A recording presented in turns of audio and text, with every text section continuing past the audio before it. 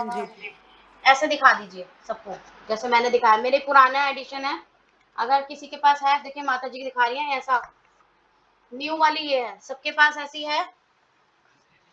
कुछ लोग नए आए हैं, उनके पास है ना भगवत गीता। हाँ जी, वेरी गुड, हरी बोल। हितांशगर, उनके पास मेरे वाला ही सेम एडिशन है। हरी बोल, थैंक यू माता जी, है आपके पास। और किसी के पास? सबके पास है, ठीक है, स्टार्ट करते हैं। Page number 9, paragraph, first paragraph ये उस पेज में जो पहला पैराग्राफ है वो है, ठीक है। करते हैं, कौन पढ़ेंगे? कुमकुम माता जी आप पढ़िए। ओके माता जी, हरे कृष्णा। ईश्वर अर्थात परम ईश्वर की स्थिति परम चेतना स्वरूप है। जीव भी ईश्वर के अंश होने के कारण चेतन है। जीव तथा भौतिक प्रकृति दोनों को प्रकृति बताया गया है, अर्थात वह परमेश्वर की शक्ति है, किंतु इन दोनों में से केवल जीव चेतन है, दूसरी प्रकृति चेतन नहीं है, यही अंतर है। इसलिए जीव प्रकृति परा या उत्कृष्ट कहलाती है, क्योंकि जीव भगवान जैसी चेतना से युक्त है, लेकिन भगवान की चेतना परम है। और किसी को यह नहीं कहना चाहिए कि जीव भी परम चेतन है। जीव कभी भी, यहाँ तक कि अपनी स्थित अवस्था में भी, परम चेतन नहीं हो सकता है। और यह सिद्धांत भ्रामक है कि जीव परम चेतन हो सकता है। वह चेतन तो हो सकता है, लेकिन पूर्ण या परम चेतन नहीं। हरे कृष्णा। तो पहले थोड़ा सा इतना ही समझ लेते हैं। पिछली क्लास में जैसे हमने पढ़ा था, भगवान की शक्तियों के बारे में बताया था कि भगवान की दो शक्ति है, पराशक्ति अपराशक्ति। जीव यानी हम भगवान की पराशक्ति हैं, उत्कृष्ट शक्ति, क्योंकि हम में चेतना है, हम सभी कार्य कर सकते हैं। प्रकृति, यहाँ पर भगवान ने हमें पेड़ दिए हैं, सब्जियां, फल फूल, है ना। प्रकृति में जितनी भी चीजें आती है, आकाश, ये सब मतलब इसमें अपरा शक्ति है। भगवान की ये भी शक्ति है और हम भी भगवान की शक्ति ही है। दोनों भगवान की शक्ति है, पर दोनों शक्तियों में डिफरेंस क्या है? हम भगवान के अंश हैं, और प्रकृति, जो ये पूरा संसार बना है, ये संसार भी भगवान की केवल शक्ति है, शक्ति मात्र है। पर हम भगवान की पराशक्ति हैं, यानी हम भगवान का अंश हैं, हम भगवान के बच्चे हैं, जैसे हमारा बच्चा है ना। और घर, हमारा बच्चा घर से ज्यादा श्रेष्ठ है ना, हमारे लिए इम्पोर्टेंट है ना। तो भगवान ने दो चीज बनाई, एक तो हमारे रहने के लिए इस प्रकृति को, घर, लाइक का घर, है ना। और दूसरा भगवान ने बनाया उसमें रहने के लिए घर। एक पहले घर क्या होता है? मकान। जब उसमें कुछ लोग रहते हैं एक साथ मिलके, तो वो क्या बन जाता है? घर। तो भगवान ने उस मकान में, उस प्रकृति में हम जीवों को बुलाया, तो वो क्या बन गया? प्रकृति बन गई। तो इसमें बताया प्रकृति, हमें भी प्रकृति कहा गया है। और जो पूरा संसार है, जितने भी ब्रह्मांड है, उन्हें भी प्रकृति कहा गया है। इसे प्रकृति वर्ड कैसा है? सिंगल, मतलब प्रकृति वर्ड कैसा है? मतलब ये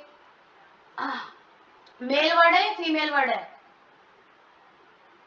प्रकृति शब्द फीमेल है माता जी, फीमेल।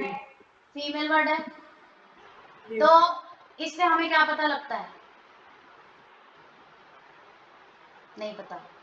थोड़ा आपको डिफरेंट लगेगा सुन के, आज पहली बार कुछ नया है। अगर आप सब सुनना चाहो तो बताएं। तो भगवान ने जी माता कहा, जी, जी जी बिल्कुल माता माता जी जी, बताइए। बताइए।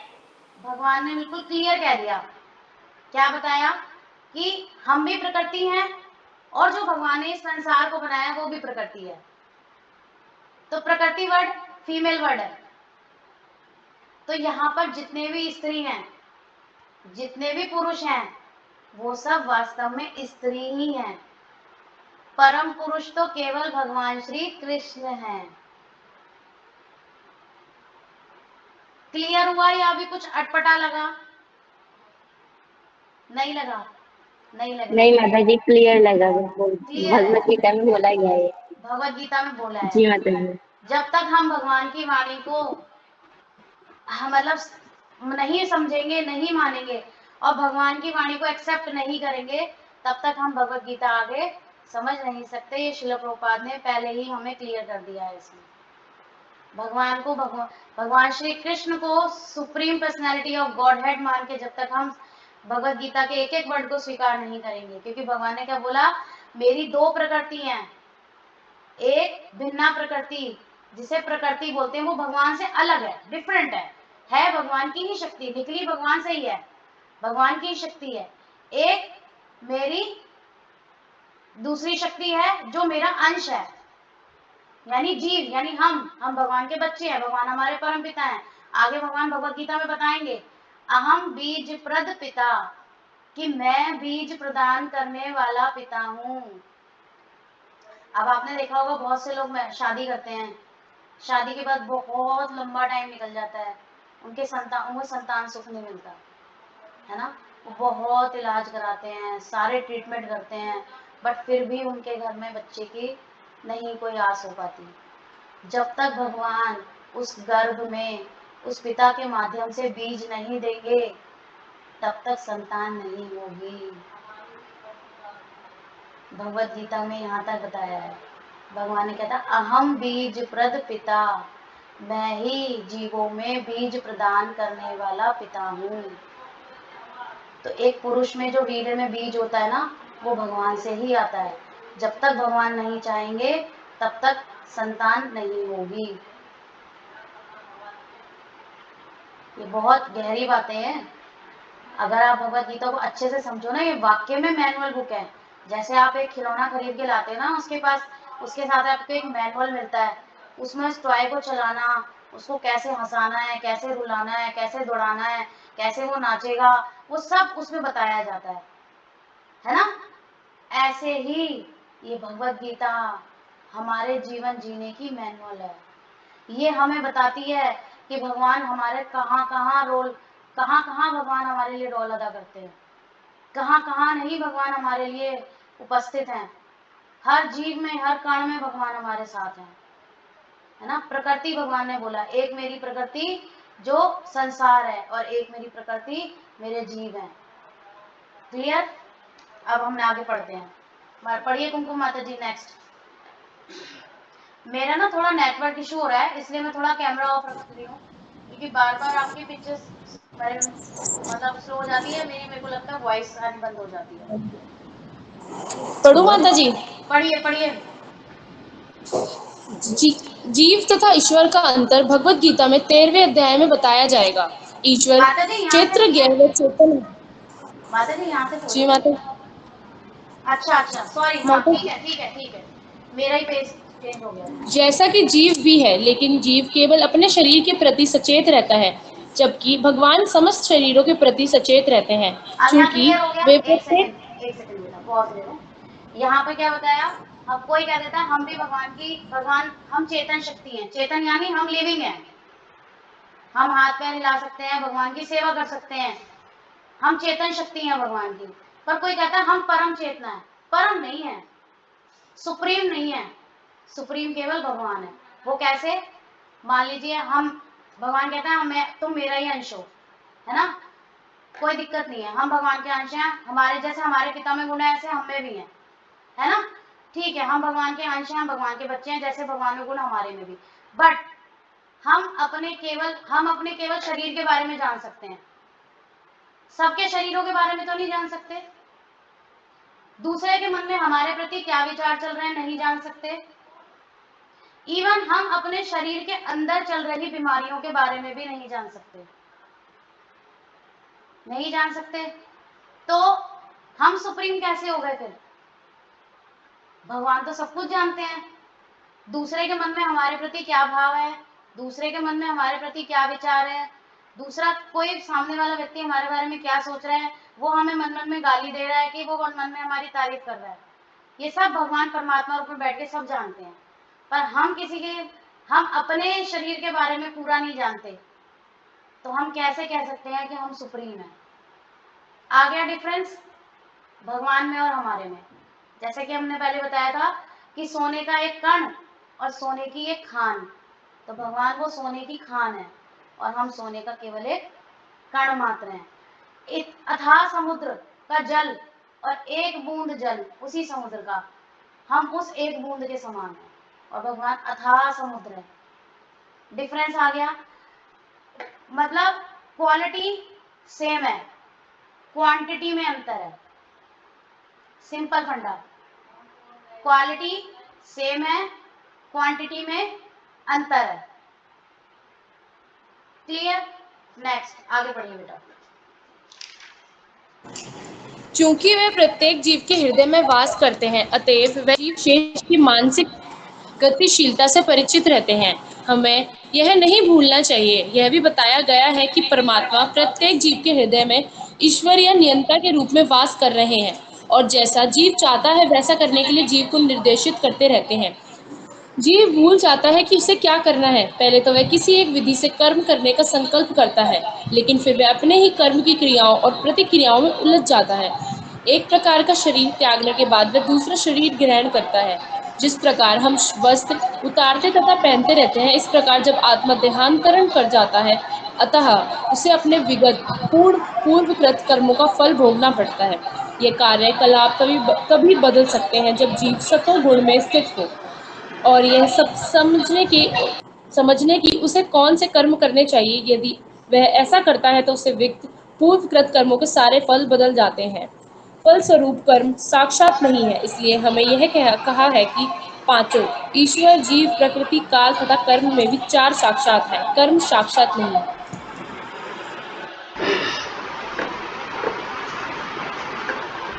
साक्षात नहीं, शाश्वत नहीं है, कर्म शाश्वत नहीं है ना।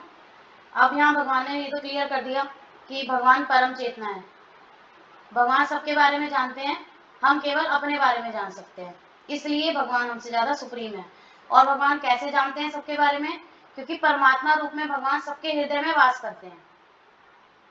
तो अब हम क्या करते हैं, हम कोई भी इच्छा करते हैं किसी भी कर्म को करने की, तो परमात्मा रूप में बैठे भगवान हमें उस कर्म को करने देने की निर्देश देते हैं। जैसे हम कहते हैं ना, कई बार हमारे मन से आवाज आ रही है ये काम हम करें या नहीं करें, होता है ना सबके साथ। कभी कभी अंदर से कुछ फीलिंग आती है कि इस काम को ना ही करें तो अच्छा है, ये किसी काम को लेकर लगता है नहीं है अगर हमने कर लिया तो ऐसा ऐसा हो सकता है फ्यूचर, है ना। ये भगवान हमें अंदर से निर्देश देते हैं परमात्मा रूप में। तो भगवान वो कार्य करते नहीं है, करता जीव है, इच्छा भी जीव ही करता है ना। अब कोई कह सकता है, इसके ऊपर प्रश्न उठा सकते हैं कुछ, जैसे अब आप बहुत सारे लोग हैं, आप लोग कह सकते हैं कि जब हम भगवान की इच्छा से ही सारे कर्म कर रहे हैं तो फिर हमें कर्म फल क्यों भोगना पड़ता है भाई। जैसे कि लोग कहते हैं ना कि भगवान की मर्जी के बिना तो पत्ता भी नहीं हिलता, तो फिर हमें ही कर्म फल क्यों भोगना है। तो करवा तो सब कुछ भगवान ही रहे हैं हमसे, और सब कुछ भगवान करा रहे हैं, फिर भगवान हमारे को कहते हैं तुम कर्म का फल भोगो सुख और दुख के रूप में। तो वो कैसे है, ऐसे समझना है। कैसे समझना है? जैसे एक मालिक है और एक नौकर है, क्लियर।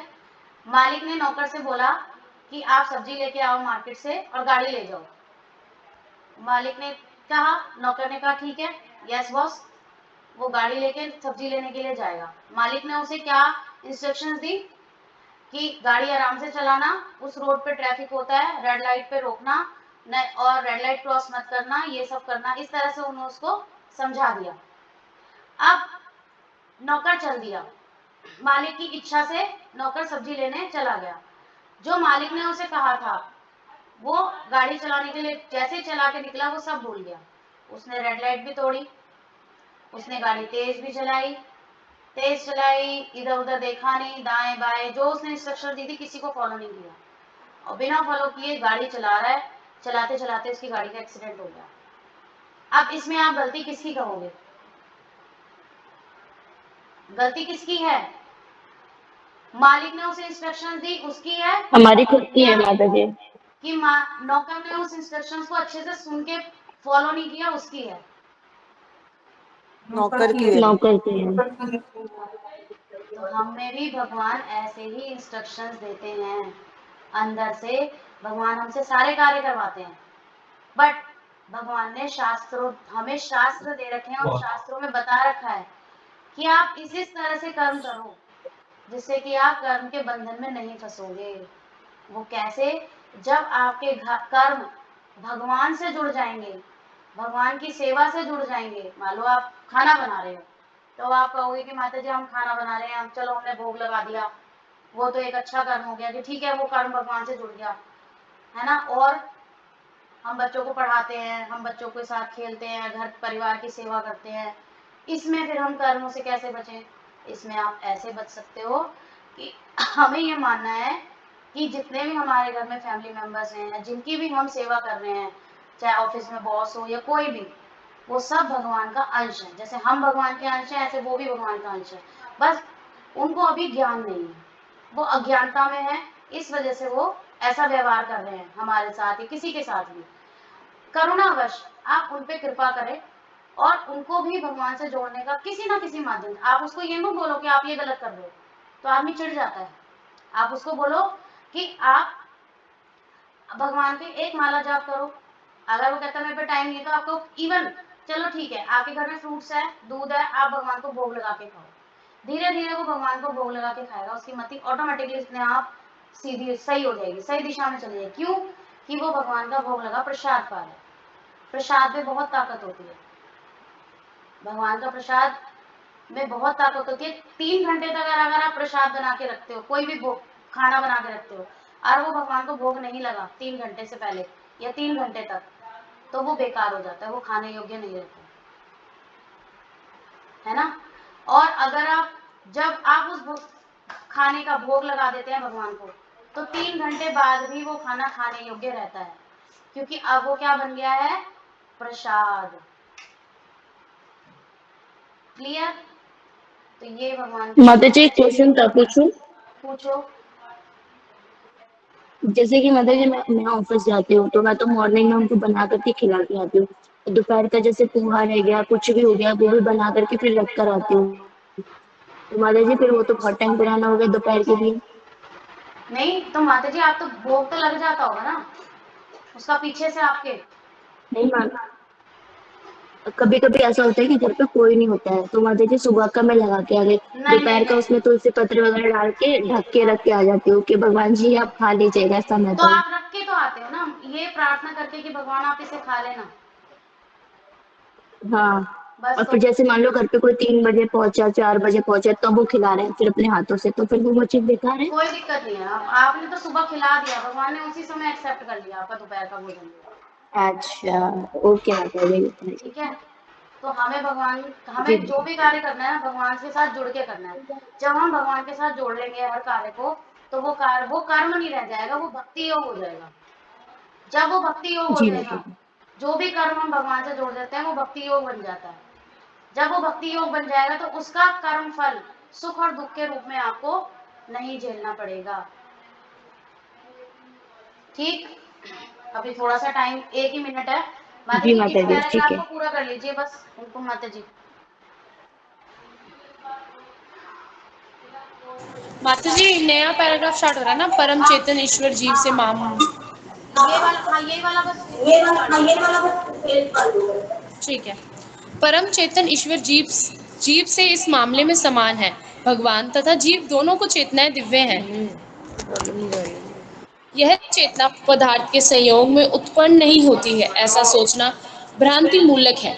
भगवत गीता इस सिद्धांत को स्वीकार नहीं करती कि चेतना भौतिक संयोग से कि किन्हीं परिस्थितियों में उत्पन्न होती है। यह चेतना भौतिक परिस्थितियों के आवरण के कारण विकृत रूप से प्रतिबिंबित हो सकती है। जिस प्रकार रंगीन कांच से परावर्तित प्रकाश उसी रंग का प्रतीत होता है, परंतु भगवान की चेतना भौतिकता से प्रभावित नहीं होती है।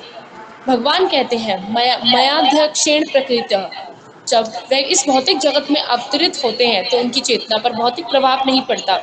यदि वे इस तरह प्रभावित होते हैं तो दिव्य विषयों में संबंध में उस तरह के बोलने के अधिकारी ना होते, जैसा कि भगवत गीता में बोलते हैं। भौतिक कलमश ग्रस्त चेतना से मुक्त हुए बिना कोई दिव्य जगत के विषय में कुछ नहीं कह सकता। अतः भगवान भौतिक दृष्टि से कुलिशित दूषित नहीं है, परंतु हमारी चेतना अभी भौतिक कलुष से दूषित है। भगवत गीता शिक्षा देती है कि हमें इस कलुषित चेतना को शुद्ध करना है। शुद्ध चेतना होने पर हमारे सारे कर्म ईश्वर की इच्छा अनुसार होंगे और इससे हम सुखी हो सकेंगे।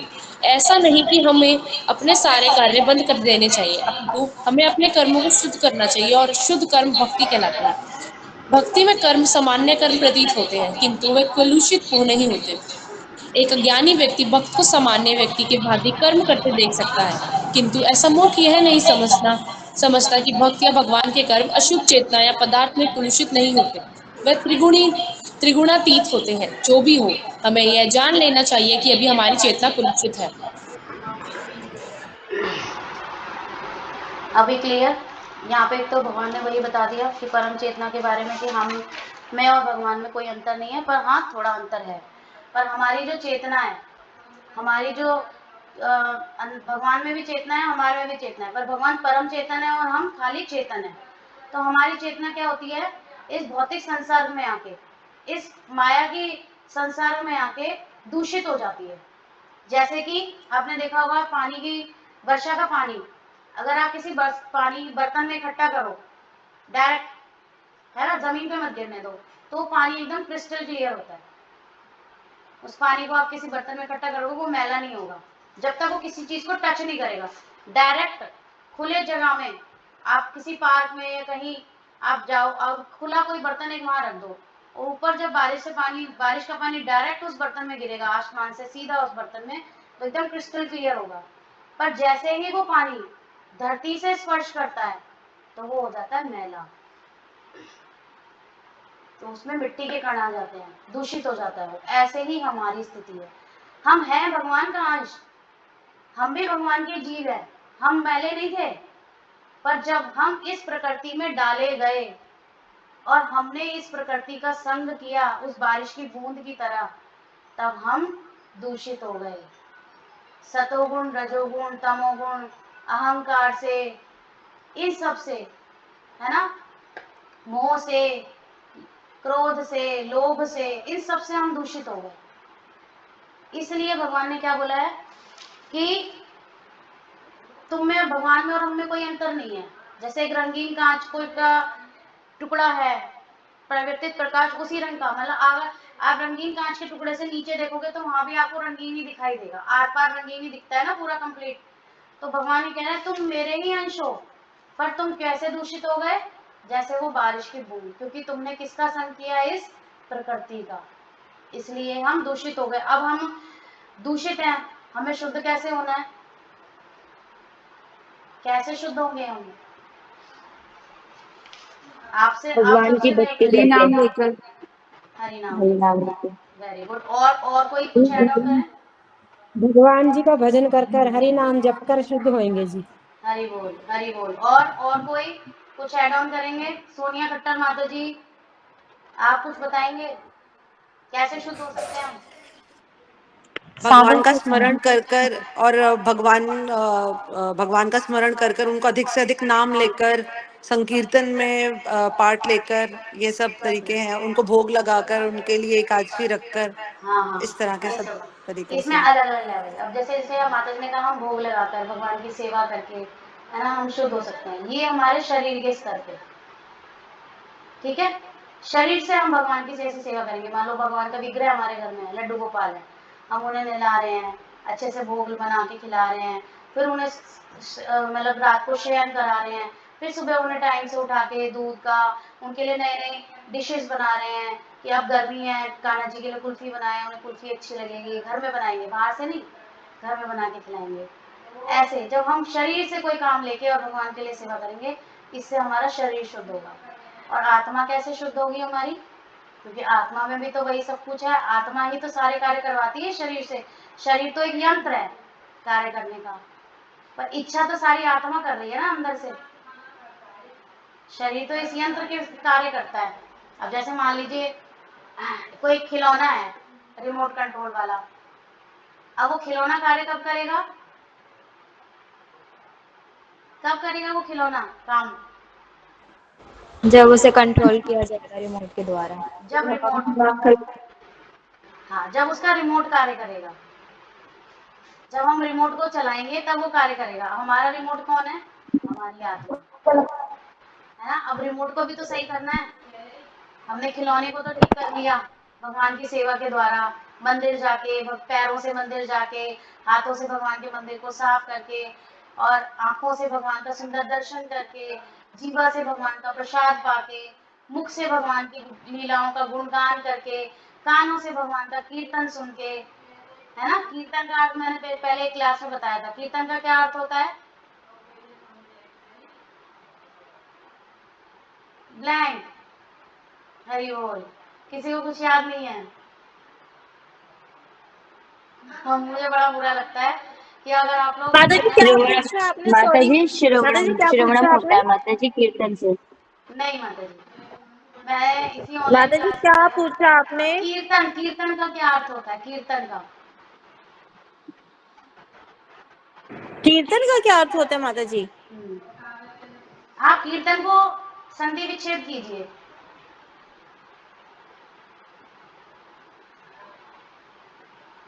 जब आप संधि विच्छेद करोगे ना, तो कीर्तन, कीर्तन, तो जिसकी कीर्ति का गान किया जाए वो कीर्तन कहलाता है। जब आप भगवान की कीर्ति का गान करते हो, वो कीर्तन होता है। क्लियर? आज के बाद मैं जब भी पूछूंगी तो सबके हैंड रेज होने चाहिए। अगर आपके हैंड रेज नहीं होंगे तो आप जो इस्कॉन का नाम है ना, वो बड़ी वो कर रहे हो। कहते हैं ना, तू मेरा नाम रोशन कर रहा है बेटा, तो आप इस्कॉन का नाम रोशन कर रहे हो, क्योंकि इस्कॉन का नाम ही ऐसा है। मंदिर में आते हैं ना भक्त, तो वहाँ प्रभु जी लोग कहते हैं कि इस्कॉन का नाम आप लोग सार्थक कर रहे हो, इस कान से सुनो और इस कान से निकालो। इस्कॉन, इस कान से सुनो और इससे निकाल दो। तो सब लोग याद रखेंगे, कीर्तन का क्या अर्थ है? भगवान की कीर्ति का गान करना कीर्तन कहलाता है। तो शरीर हमारा शुद्ध हो गया। देखिए, आंखों से हमने भगवान का दर्शन किया, जीवा से हमने भगवान का प्रसाद पाया, मुख से हमने भगवान की कीर्ति का गान गाया, कीर्तन किया, कानों से हमने भगवान की कथाओं का श्रवण किया, पैरों से चल के हम मंदिर गए, हाथों से हमने भगवान के मंदिर की सफाई की, ठाकुर जी के लिए भोग बनाया, सेवा की। इससे हमारा शरीर शुद्ध हो गया। अब हमारी आत्मा कैसे शुद्ध होगी? आत्मा शुद्ध होगी हरि नाम से, भगवान के कथाओं के श्रवण से, क्योंकि कानों के माध्यम से हम हृदय में जब कोई चीज ले जाते हैं तो हमारा हृदय शुद्ध हो जाता है ना। कीर्तन से, श्रवण से, है ना, स्मरण से भगवान का। हम आज जैसे आपने क्लास में सुना, आज जब क्लास ओवर हो जाएगी उसके बाद बैठ के आप कुछ टाइम, रात में, दिन में, जिसको जैसे टाइम है, आप सोचना आज क्लास में हमने ये सुना था। आप रिमाइंड करना पूरी क्लास, वो स्मरण। जैसे बच्चे को बोलते हैं ना, बेटा आपने लर्न कर लिया, बट आप उसको बारी बारी दिमाग में ना, जब भी आपको टाइम मिले उसको लिटिल बिट याद करते रहो कि आपने क्या पढ़ा था, तो उससे मेमोरी भी शार्प होती है, तो वो स्मरण करना कहलाता है। इस तरह से हम अपनी आत्मा को शुद्ध कर सकते हैं। अब दोनों चीजें शुद्ध हो जाएंगी, तब भगवान क्या कह रहे हैं, वो मेरा शुद्ध भक्त बन जाएगा। वो दूर से देखने में ऐसा लगेगा किसी भौतिक व्यक्ति को कि ये भक्त है वैसे तो, पर कार्य तो ये सारे वही कर रहा है जो मैं करता हूँ। बिजनेस भी कर रहा है, बच्चे भी पाल रहा है, खाना भी बना रहा है, सब कुछ कर रहा है। पर भगवान क्या कह रहे हैं, उस मूर्ख को ये नहीं पता कि इसके कार्य सब शुद्ध हो चुके हैं। ये सब कार्य किसको सौंप रहा है, किसको अर्पित कर रहा है? मुझे। ये घर खाना बना रहा है तो मुझे भोग लगा के पा रहा है, ये अपने बच्चों की सेवा कर रहा है तो ये सोच के कर रहा है कि ये मेरा अंश है, ये भगवान के द्वारा दी गई मेरे को ड्यूटी है। वो मोह में नहीं फंस रहा उन बच्चों के, वो एज अ ड्यूटी मान के उसको कर रहा है। वो किसी बॉस की सेवा कर रहा है या अपना कोई बिजनेस कर रहा है, तो वो ये मान के कर रहा है कि भगवान ने मेरे लिए ये ग्रस्त जीवन दिया है, इसके साथ मुझे मेरी पत्नी की, मेरे बच्चों की, जो भगवान का अंश है, उनकी सेवा मुझे दी है, तो इनकी सेवा मुझे अच्छे से करनी है। क्यों? कि ठाकुर जी मुझसे प्रसन्न रहें, कि जो आपने मुझे कार्य दिया था वो मैं अच्छे से कर रहा हूँ और साथ में आपकी भक्ति भी कर रहा हूँ। तो रात को जब हम अपने ऑफिस से, वर्क से, कहीं से भी बाहर आए, है ना, घर आए और जब रात को सोए, तो ठाकुर जी को बोले थैंक यू ठाकुर जी, आज का दिन बहुत अच्छा रहा और आपकी कृपा से मैंने जो जो सेवा आपने मुझे दी है इस गृहस्थी के रूप में, वो मैं अच्छे से आपकी निर्देशन में कर पा रहा हूँ, उसके लिए थैंक यू। मैं कुछ नहीं कर पाता अगर आप मुझे गाइड नहीं करते। और सुबह उठ के भगवान को थैंक यू बोलना चाहिए। क्या? कि कृष्णा, आपने एक और दिन की सुबह मुझे दिखाई, है ना। सोने के बाद हमें नहीं पता हमारी मृत्यु आ जाए, पर जब भगवान ने एक दिन और हमें जगा दिया, और हमने उठ के भगवान के दर्शन किए, तो हमें भगवान को थैंक यू बोलना चाहिए कि कृष्णा थैंक यू, आज का दिन आपकी कृपा से मैं देख पाया, है ना। ये भाव हमारे मन में भगवान के प्रति होना चाहिए। तो आज की क्लास यहीं ओवर करते हैं, 2:11 हो गए हैं, और आप आज 31 भक्त हैं क्लास में, बहुत सारे नए भक्त आए हैं और कुछ हमारी ऑफलाइन क्लास से भी हैं। तो जो भाई नए भक्त हैं, अगर उनको ये क्लास अच्छी लगी है तो प्लीज़ आप अपना माइक ऑन करके अपना रिव्यू दे सकते हैं हमें। दिव्या जी प्लीज़ आप अपना माइक ऑन कीजिए और अपने दर्शन कराइए। शशि माता जी, आपको ये क्लास कैसी लगी? अच्छी लगी जी। समझ में आया अच्छा, आपको? हाँ हाँ जी, समझ में आया जी। आपके पास भगवत गीता है ना? हाँ जी है, मैं ले आऊंगी, मंदिर से उठा लूंगी जी। नहीं, ये वाली है ना आपके पास? आपने ही दिखाई थी ये? नहीं, मैंने नहीं दिखाई, मेरे पास नहीं थी ना, अभी मैं देखूंगी घर में। ठीक है माता जी। ठीक है और जी। हितांश गर्ल से माता जी हैं, आपको हाँ कैसी लगी? जी, हरे हरे कृष्णा माता जी, बहुत अच्छा हरे लगा कृष्णा। माता जी। आपने पहले फर्स्ट टाइम क्लास ज्वाइन की है? जी माता जी मैं गई हुई थी। अच्छा, आपका हितांश गर्ग, आपने फर्स्ट टाइम भक्ति आश्रय ग्रुप में हैं आप? हाँ, ये माता जी मैं ये प्रीतम प्रभु जी हैं, आते हैं ना अच्छा अच्छा अच्छा, इस्कॉन में। ठीक है ठीक है, मैंने जी आपको माता ऐड किया था इस ग्रुप में। Very good very good. जी माता जी। तो आप हर क्लास सुनिएगा। और किरण चौधरी माता जी और उनके साथ एक और माता जी हैं, क्लास में आते हैं। आप सबको कैसा लगा? सबको समझ में आई ना क्लास? किसी को ऐसा तो नहीं है कि कुछ समझ में ना आया हो? हरे नहीं, कृष्णा माता जी। हरे अच्छा लगा कृष्णा। माता जी। हरे कृष्णा। दिव्या जी, आप भी अपना माइक म्यूट करके बता सकते हैं। जी माता जी, क्लास बहुत अच्छी लगी। ठीक है, थैंक यू माता जी। आप सबको समझ में आया? कोई दिक्कत, किसी को कोई परेशानी तो नहीं है? नहीं, समझ में आया सब कुछ। और आयुष राजपूत के नाम से भी है इसमें, वो भी प्लीज आप बता सकते हो, आपको समझ में आया पहली हरे क्लास की? कृष्णा माता जी। हरे माता कृष्णा। जी क्लास माता जी। समझ में आया अच्छे से? हाँ माता जी। Thank you. हरे कृष्णा। हरे और कृष्णा शर्मिला, कंचन चोपड़ा, किरण चौधरी के नाम से भी हैं माता जी। हरे वही माता सोनिया जी, खट्टर माता हरे जी, कृष्णा आपका माता प्रश्न जी। है? हरे कृष्णा। हरे कृष्णा। हरे किरण चौधरी।